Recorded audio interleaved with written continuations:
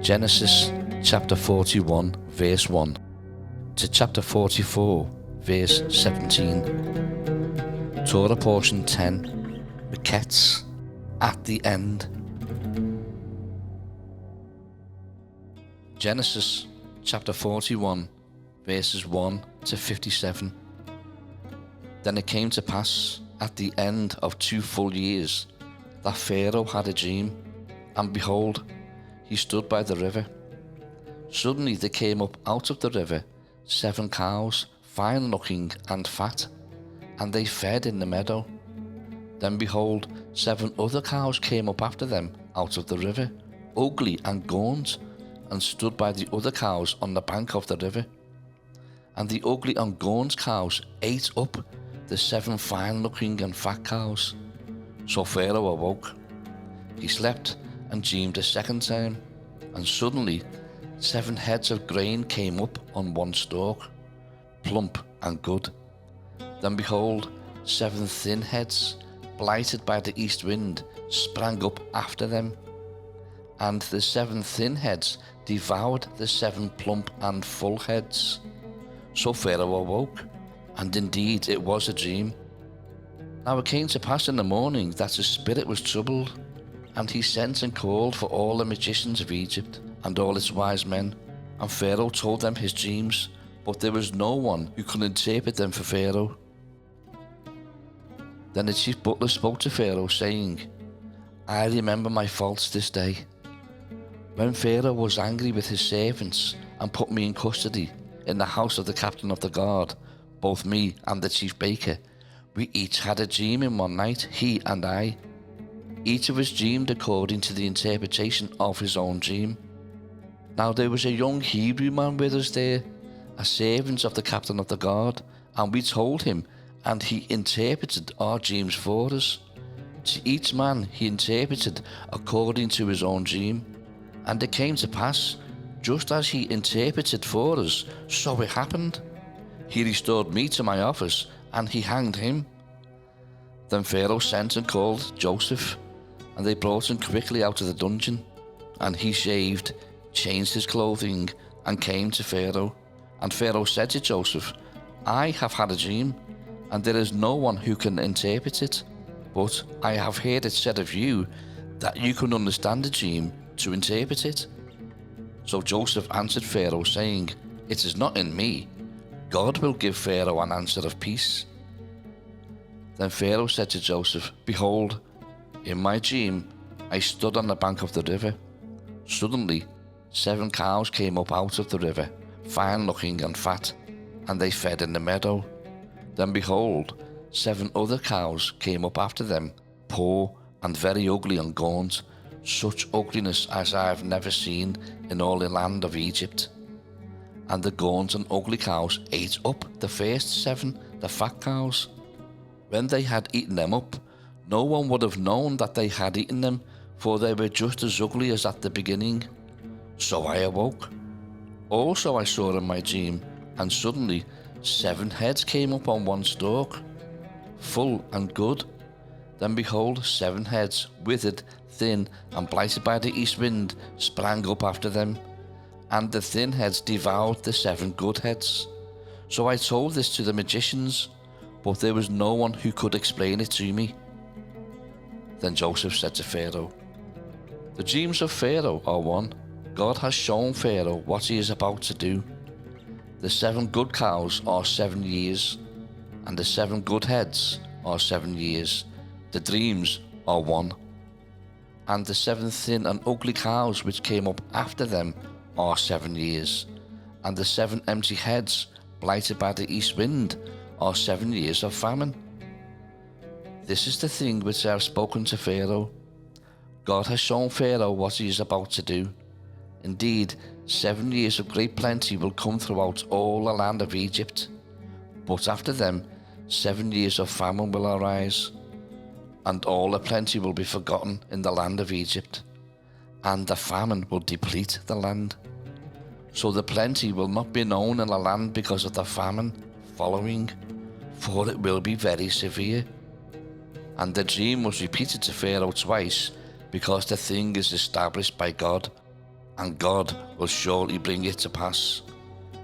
Now therefore, let Pharaoh select a discerning and wise man, and set him over the land of Egypt. Let Pharaoh do this, and let him appoint officers over the land, to collect 1/5 of the produce of the land of Egypt in the 7 plentiful years. And let them gather all the food of those good years that are coming, and store up grain under the authority of Pharaoh, and let them keep food in the cities.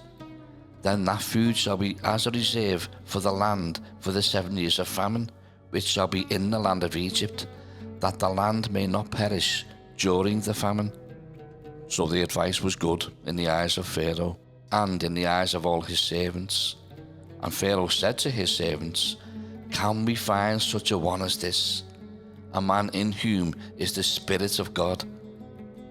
Then Pharaoh said to Joseph, "Inasmuch as God has shown you all this, there is no one as discerning and wise as you.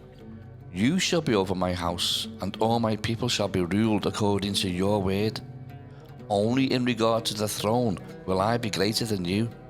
And Pharaoh said to Joseph, "See, I have set you over all the land of Egypt."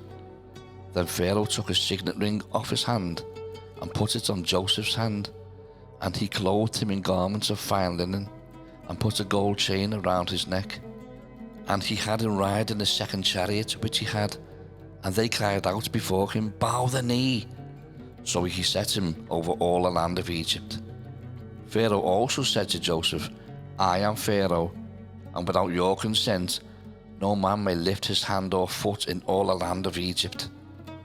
And Pharaoh called Joseph's name Zaphnath-Paneah, and he gave him as a wife Asenath, the daughter of Potiphar, priest of On. So Joseph went out over all the land of Egypt. Joseph was 30 years old when he stood before Pharaoh, king of Egypt. And Joseph went out from the presence of Pharaoh, and went throughout all the land of Egypt. Now in the 7 plentiful years the ground brought forth abundantly. So he gathered up all the food of the 7 years which were in the land of Egypt, and laid up the food in the cities. He laid up in every city the food of the fields which surrounded them.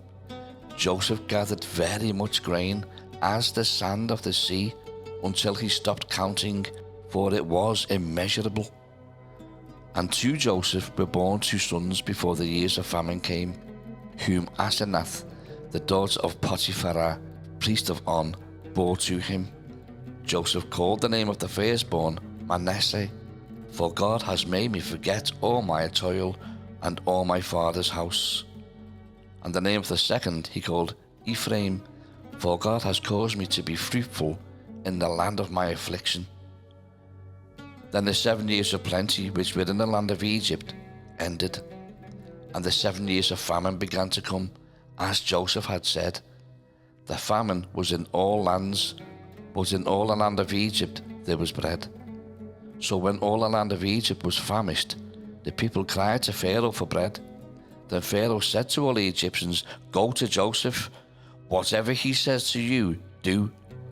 The famine was over all the face of the earth, and Joseph opened all the storehouses and sold to the Egyptians. And the famine became severe in the land of Egypt, so all countries came to Joseph in Egypt to buy grain, because the famine was severe in all lands.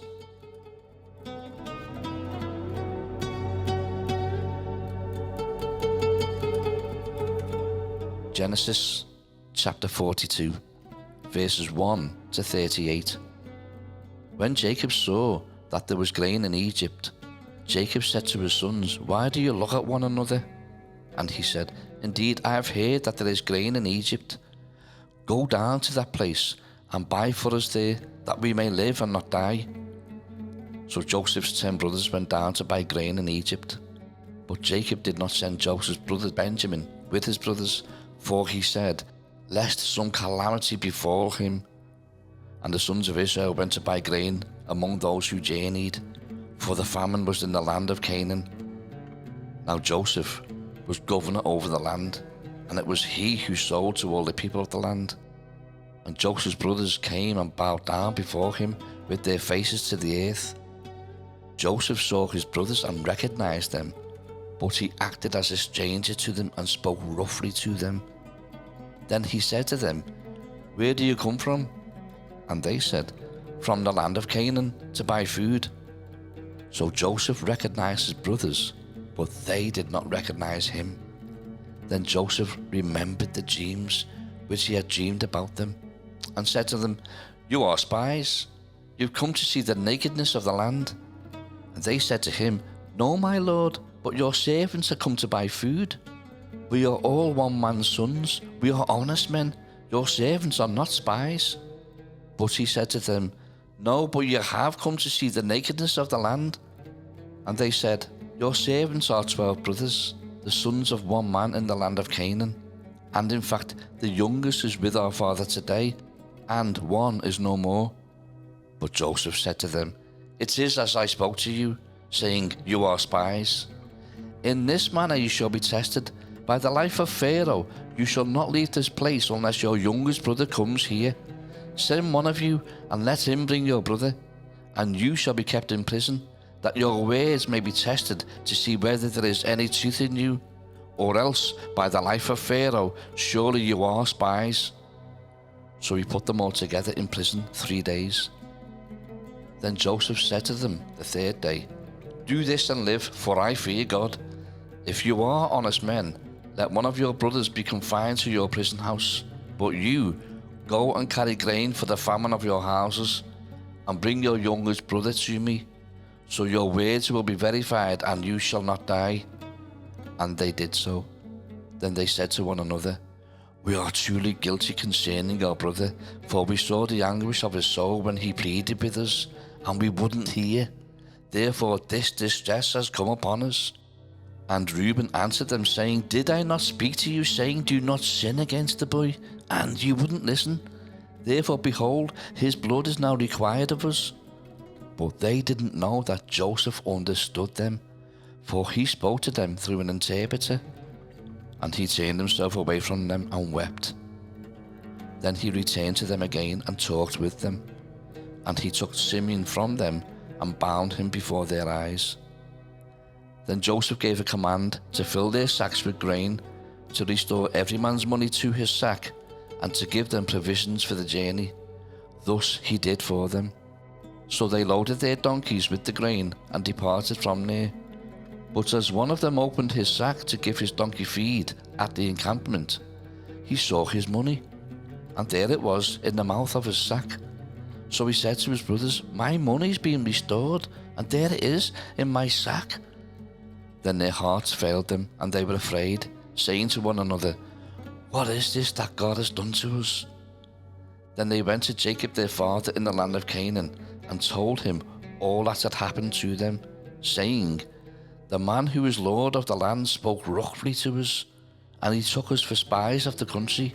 But we said to him, 'We are honest men, we are not spies. We are 12 brothers, sons of our father. One is no more, and the youngest is with our father this day in the land of Canaan.' Then the man, the lord of the country, said to us, 'By this I will know that you are honest men. Leave one of your brothers here with me, take food for the famine of your households, and be gone, and bring your youngest brother to me. So I shall know that you are not spies, but that you are honest men. I will grant your brother to you, and you may trade in the land.' Then it happened as they emptied their sacks, that surprisingly each man's bundle of money was in his sack. And when they and their father saw the bundles of money, they were afraid. And Jacob their father said to them, 'You have bereaved me. Joseph is no more, Simeon is no more, and you want to take Benjamin. All these things are against me.' Then Reuben spoke to his father, saying, 'Kill my 2 sons if I do not bring him back to you. Put him in my hands, and I will bring him back to you.' But he said, 'My son shall not go down with you, for his brother is dead, and he is left alone. If any calamity should befall him along the way in which you go, then you will bring down my grey hair with sorrow to the grave.'"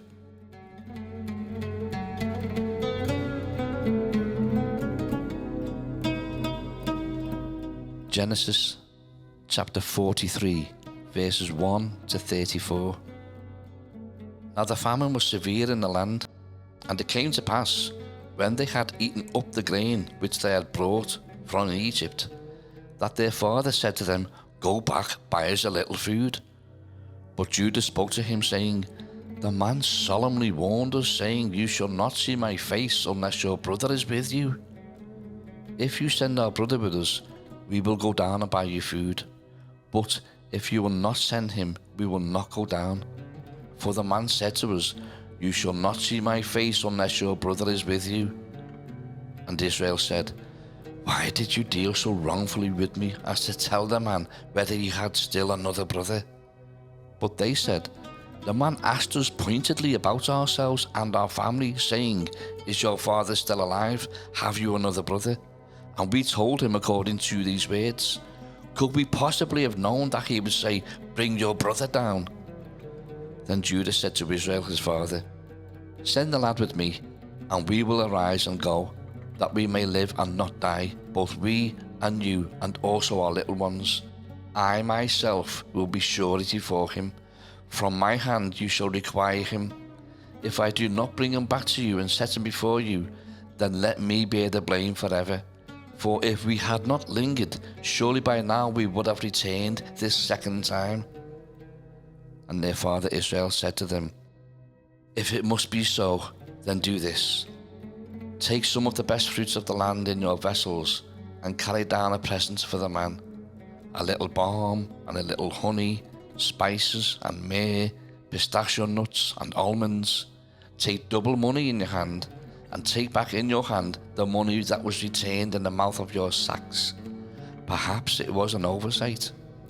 Take your brother also, and arise, go back to the man, and may God Almighty give you mercy before the man, that he may release your other brother and Benjamin.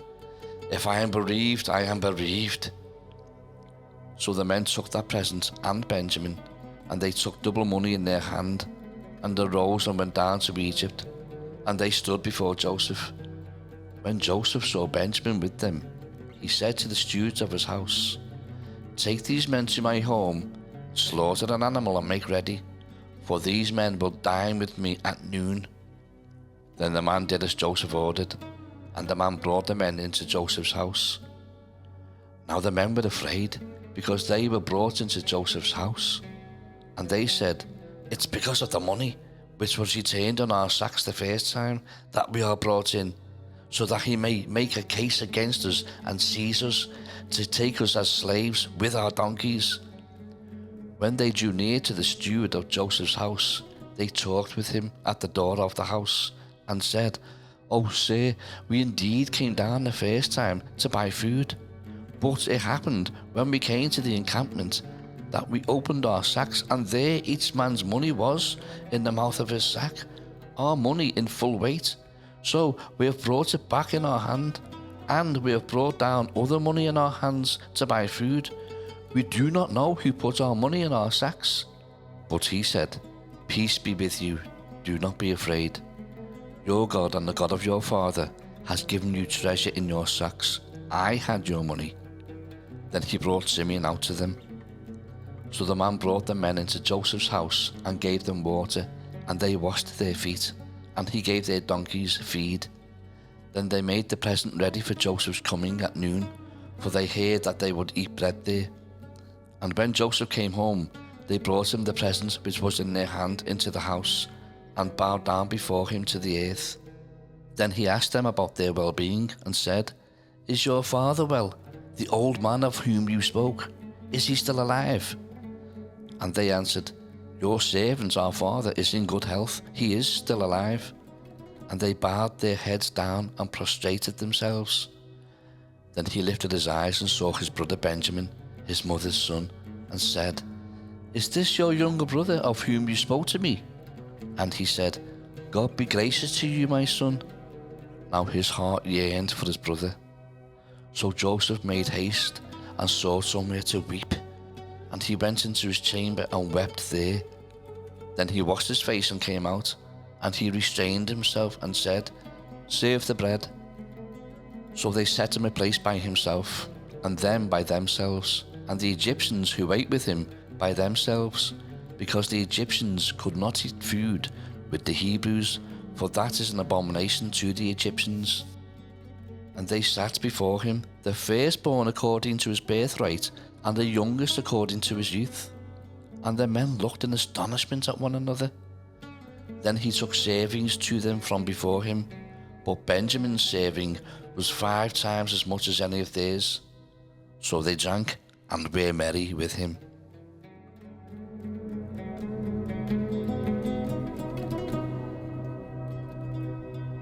Genesis chapter 44, verses 1 to 17. And he commanded the stewards of his house, saying, Fill the men's sacks with food, as much as they can carry, and put each man's money in the mouth of his sack. Also put my cup, the silver cup, in the mouth of the sack of the youngest, and his grain money. So he did according to the word that Joseph had spoken. As soon as the morning dawned, the men were sent away, they and their donkeys. When they had gone out of the city, and were not yet far off, Joseph said to his steward, Get up, follow the men, and when you overtake them, say to them, Why have you repaid evil for good? Is not this the one from which my Lord drinks, and with which he indeed practices divination? You have done evil in so doing. So he overtook them, and he spoke to them these same words. And they said to him, Why does my Lord say these words? Far be it from us that your servants should do such a thing. Look, we brought back to you from the land of Canaan the money which we found in the mouth of our sacks. How then could we steal silver or gold from your Lord's house? With whomever of your servants it is found, let him die, and we also will be my Lord's servants. And he said, Now also let it be according to your words. He with whom it is found shall be my slave, and you shall be blameless. Then each man speedily let down his sack to the ground, and each opened his sack. So he searched. He began with the oldest, and left off with the youngest, and the cup was found in Benjamin's sack.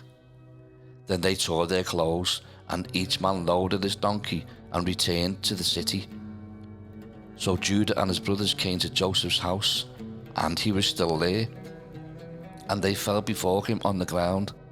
And Joseph said to them, What deed is this that you have done? Did you not know that such a man as I can certainly practice divination? Then Judah said, What shall we say to my Lord? What shall we speak? Or how shall we clear ourselves? God has found out the iniquity of your servants.